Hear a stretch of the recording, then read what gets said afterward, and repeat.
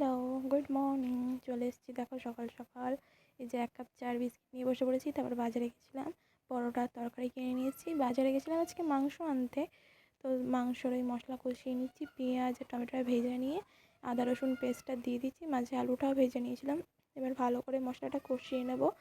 দেখো মশলাটা কষাতে কষাতে তারপরে ওর মধ্যে মশলাগুলো দিয়ে দিলাম, হলুদ, লঙ্কার গুঁড়ো, জিরে গুঁড়ো, নুন, সব কিছু সাথে চিনিও দিয়েছিলাম, একটু গরম মশলাও দিয়েছিলাম।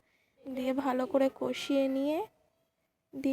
নিয়েছি। এবার দেখো মশলাটা থেকে তেল ছেড়ে গেছে। এবার মাংসগুলো দিয়ে দেবো, দিয়ে মাংসগুলো দিয়ে ভালো করে কষিয়ে নেব।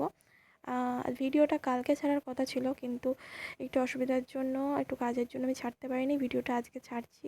আই এম সো সরি একটু লেট হওয়ার জন্য। বাট আজকের ভিডিওটা সারা দিনের ব্লগ দিয়েছি, তোমরা দেখো। মাংসটা কষিয়ে নিয়ে এবার ওর মধ্যে ভেজে রাখা আলুগুলো দিয়ে দিয়েছি। দিয়ে রান্নাবান্না কমপ্লিট করে স্নানে চলে গেছিলাম। এই যে আজকের মেনু: ভাত, চিকেন কষা, আমের চাটনি, পাঁপড় আর লেবু। এই যে বোনও খেতে বসে পড়েছে, বোন আর আমি খেতে বসে পড়েছি। এই যে চিকেন লেগ পিস। এবার বোন বলছিলো দে দে আমাকে খাইয়ে দে, দেখি কেমন টেস্ট হয়েছে। দিয়ে তাই আমি ওকে খাইয়ে দিলাম। দেখো লেগ পিসটা খাওয়ার পর ওর রিয়াকশানটা কেমন। কমপ্লিট করতে পারলো না, তার আগেই রিয়াকশান দিয়ে দিল, বললো তো ভালো হয়েছে। দেখা যাক। তারপর সন্ধ্যাবেলা বিস্কিট নিয়েছিলাম হ্যাপি হ্যাপি, আর লেজ আর কুরকুরে নিয়েছিলাম, বোন বায়না করছিল তাই। দেখো কেমন ঢং করে করে খাচ্ছে বিস্কিটটা। তারপর আবার দোকানে গিয়ে এই লেজ আর এই কুরকুরেগুলো নিয়েছে, আর এরকম করে মিক্স করে দিতে হয়েছে, তারপর নাকি ও খাবে।